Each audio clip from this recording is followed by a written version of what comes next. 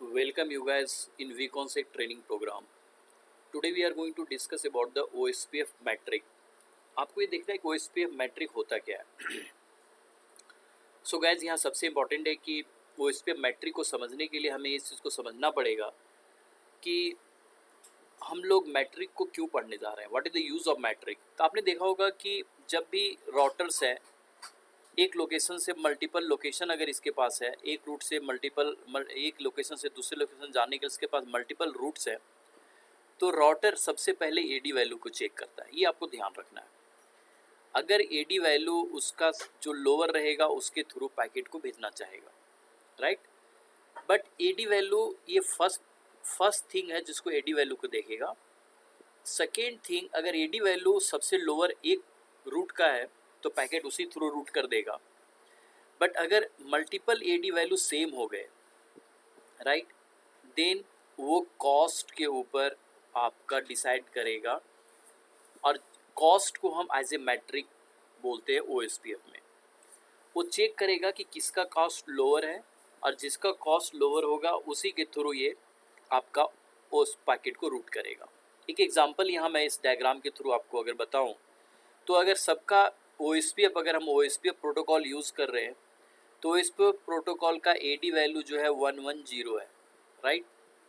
110 है in the sense अगर ये पूरे सारे राउटर्स पे 110 का आपका एडी वैल्यू हो गया, सारे रूट पे 110 है. अब OSPF क्या करेगा, किस रूट से पैकेट भेजेगा, राइट, ये डिसाइड करना है इस R1 को. और ये RX पे उसको भेजना है जहाँ पे पैकेट को डिलीवर करवाना है, राइट गाइस. अब यहाँ पे आपको ये देखना है कि अगर OSPF के पास 3 रूट्स है तो किस रूट से पैकेट को भेजेगा, ये इसको डिसाइड करना है. इसने देखा एडी वैल्यू सेम है, अब ये मैट्रिक चेक करेगा और metric as a cost check करेगा, राइट. अब कॉस्ट होता क्या है उसी के बारे में हमें डिटेल देखना है कि कॉस्ट होता क्या है. बट एक चीज़ आपको ध्यान रखना है कि कॉस्ट जो है, जो लोअर कॉस्ट रहेगा वही सबसे बेस्ट पाथ माना जाएगा. गाइस शुरू से मैं आप लोग को ये कह रहा हूँ, जिसका एडी वैल्यू लोअर वही बेस्ट पाथ, जिसका कॉस्ट लोअर वही बेस्ट पाथ. तो आपको लोअर वैल्यू को ध्यान रखना है, जो लोअर रहेगा वही पाथ सबसे बेटर पाथ माना जाएगा, right. The best route will have the lowest cost. ये ऑलरेडी यहाँ देख रहे हैं आप. Cost help to find the best path, ये आपने आपको एक्सप्लेन कर दिया. Cost is associated with every outgoing interface. हर एक आउटगोइंग इंटरफेस पे कॉस्ट इन्वॉल्व है. गाइज यहाँ आपको देखना है कि हर एक इंटरफेस पे ही कॉस्ट इन्वॉल्व है. ये चीज़ों के बारे में हमें अंडरस्टैंड करना है कि कहता क्या है. गाइज आपको ये पता है कि जो भी राउटर्स है उसके पास अपना इंटरफेस जो है वो इथरनेट कनेक्शन पे है, राइट. इथरनेट कनेक्शन हो सकता है, फास्ट इथरनेट कनेक्शन हो सकता है, गिग इथरनेट कनेक्शन हो सकता है. बट यहाँ अगर मैं फास्ट इथरनेट कनेक्शन की बात करूँ तो इसका 100 Mbps का नेटवर्क होता है, राइट. 100 Mbps का बैंडविड्थ माना जाएगा. अगर इथरनेट रहता तो 10 Mbps का नेटवर्क माना जाता. अगर गीग इथरनेट रहेगा तो 1000 बैंडविड्थ माना जाएगा इसका, राइट. गाइज यहाँ सबसे इम्पॉर्टेंट है, अब यहाँ सबसे इम्पॉर्टेंट है जिसका बैंडविड्थ ज़्यादा होगा उसका कैलकुलेशन में कॉस्ट लोअर कैसे होगा वो आपको देखना पड़ेगा कि बैंडविड्थ में कॉस्ट लोअर कैसे हो जाता है, राइट. अब गाइज यहाँ सबसे इम्पॉर्टेंट है कि अगर आप यहाँ देखें गिग इथरनेट यहाँ पे है. गिग इथरनेट में वैल्यू जो आपका 1000 है. अब 1000 का कॉस्ट लोअर कैसे होगा उसके बारे में मैं भी आपको डिटेल बताने जा रहा हूँ कि इसका कॉस्ट लोअर कैसे होगा और उसके बारे में आपको डिटेल देखना है. Cisco use simple equation of 10⁸ divided bandwidth. Bandwidth जो है इंटरफेस का बैंडविड्थ इसको उसी को माना जाता है. और 10⁻, एक फार्मूला यहाँ लिया गया, राइट. एंड इस फार्मूला से कैलकुलेट करेगा कि किसका कॉस्ट लोअर है. और कॉस्ट को हम यहाँ कॉस्ट नहीं बोलते बल्कि मैट्रिक्स बोलते हैं. और मैट्रिक्स के केस में आप अगर देखो तो what will be metric of this route, तो 10⁸ डिवाइडेड बैंडविड्थ. गाइज इस कैलकुलेशन को जरा अंडरस्टैंड करते हैं, इसके बाद फिर दोबारा इस पर मैं डिस्कस करूँगा कि एक्चुअली इसको कैसे हमें अंडरस्टैंड करना है. तो इथरनेट के लिए यहाँ मैंने एग्जांपल लिया है कि अगर ये लास्ट एग्जांपल को आप देखें कि फास्ट इथरनेट है, तो फास्ट इथरनेट जो वैल्यू है यहाँ आप देख पा रहे हो 10⁸ डिवाइडेड बाय बैंडविड्थ है. सो 10⁸ यहाँ पे हो गया एंड बैंडविथ आपका 100 Mbps का हो गया, राइट। सो 10⁻8 यहाँ पे है। इस Mbps को अगर मैं kbps में कन्वर्ट करूँ तो 100 के ऊपर 30 लग जाएगा, तो kbps में कन्वर्ट हो जाएगा, राइट। इस kbps को अगर मैं बिट्स पर सेकेंड में अगर कैलकुलेट करूँ तो यहाँ के अगर बिट्स में जाएगा तो 3 जीरो फिर इसके लिए लग जाएगा, तो टोटल यहाँ हो गया 8 जीरो, राइट। एंड 10⁻8 का इक्विवेलेंट हो गया 8 जीरो यहाँ पे और 8 जीरो यहाँ पे, राइट। ये सारे कट जाएंगे तो अल्टीमेटली इसका वैल्यू क्या हो गया 1। गाइस इसी ढंग से ये क्या निकल गया, एक कॉस्ट निकल गया। अगर आपके पास 100 Mbps का नेटवर्क है, 100 Mbps का इंटरफेस है, तो उसका कॉस्ट कितना निकला 1। अगर वही इंटरफेस आपका 10 Mbps का है, उसका एक एग्जांपल लेते हैं। अगर उसका इंटरफेस 10 Mbps का है तो फार्मूला 10⁸ डिवाइड बाई 10 Mbps। यहाँ देखो तो 10⁸ डिवाइड बाई 100 Mbps था, चूँकि 100 Mbps का नेटवर्क था। यहाँ 10 Mbps है तो 10 Mbps का नेटवर्क हो गया। अब गाइस 10⁸ Mbps kbps में जाएगा तो 3 जीरो लग जाएंगे, kbps अगर बिट्स में जाएगा तो यहाँ 3 जीरो और लग जाएंगे, ये 3 जीरो और लग गया, तो टोटल 7 जीरो हो गया। तो 7 जीरो से 7 जीरो कट जाता है, राइट। तो आपके पास वैल्यू कितना बचता है 10। तो देखो कॉस्ट यहाँ इंक्रीज कर गया। कॉस्ट इंक्रीज करना मतलब बेस पाथ क्या हो गया, ये हमारा बेस पाथ हो गया, और कंपेयर टू दिस ये हमारा लोएस्ट पाथ हो गया।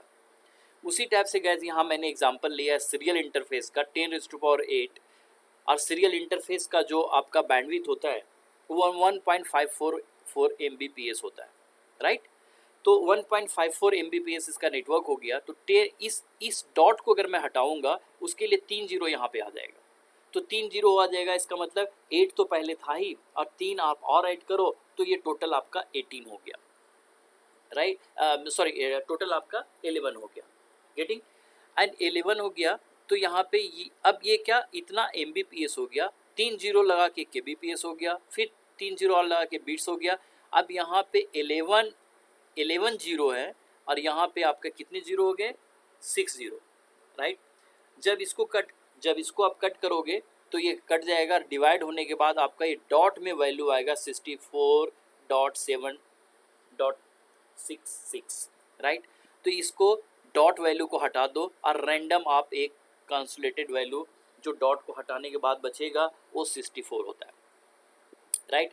सो इसका 64, तो कॉस्ट बढ़ गया। यहाँ 1 था मतलब सबसे बेस्ट बैंडविड्थ है, उससे कम बैंडविड्थ आपका 10 को मिल रहा है, उससे भी कम बैंडविड्थ आपको 64 कॉस्ट पे मिल रहा है।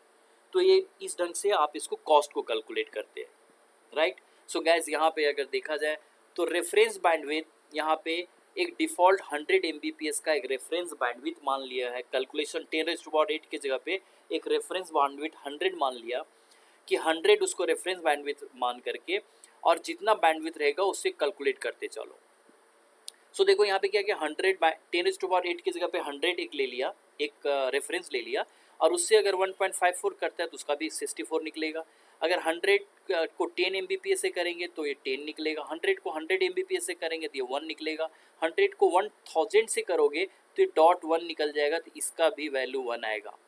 अब गाइज आपका क्वेश्चन आएगा कि अगर इस टाइप का नेटवर्क रहेगा कि 100 Mbps का नेटवर्क और 1 गीग का इंटरफेस, ये दोनों का 1 आएगा, राइट। इसका कॉस्ट दोनों का 1 आएगा, उस केस में ये क्रिटिकल प्रॉब्लम क्रिएट कर सकता है, राइट। तो गाइज यहाँ पे रेफरेंस बैंडविड्थ को 100 के जगह पे आप 1000 कर दो, अगर आपके पास ये लगता है कि आपके पास गीग इथरनेट कार्ड है तो, राइट। सो गाइज यहाँ सबसे इंपॉर्टेंट है कि आपको यहाँ पे निकालने के लिए, हर एक को निकालने के लिए आपको क्या मिल रहा है कि एक कॉस्ट मिल रहा है।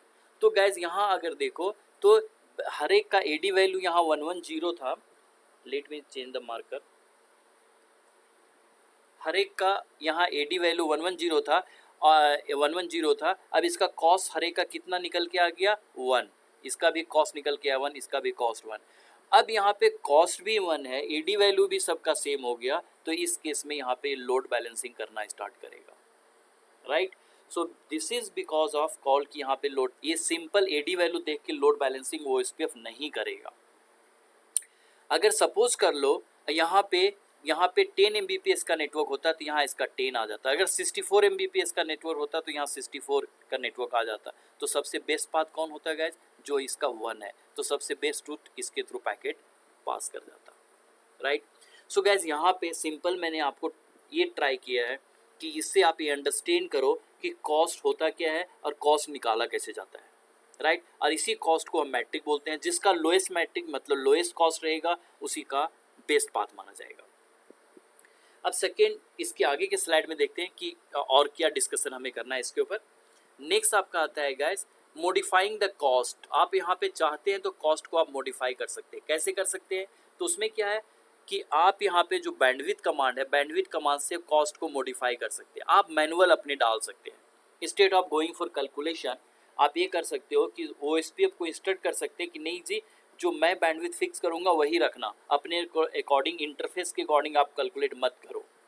तो आप डायरेक्ट ये चीज़ कर सकते हैं। तो यहाँ पे लिए क्या करना है आपको, यहाँ पे इंटरफेस पे जाना है, बैंडविड्थ आपको डायरेक्ट डिफाइन कर देना है कि 64 है, आपका 1 Mbps है, जो भी बैंडविड्थ आप चाहते हैं यहाँ पे डायरेक्ट आइडेंटिफाई कर दो। ये खुद ही अपना कैलकुलेशन करके कॉस्ट अपना निकाल लेगा। एक तो ये तरीका हो गया।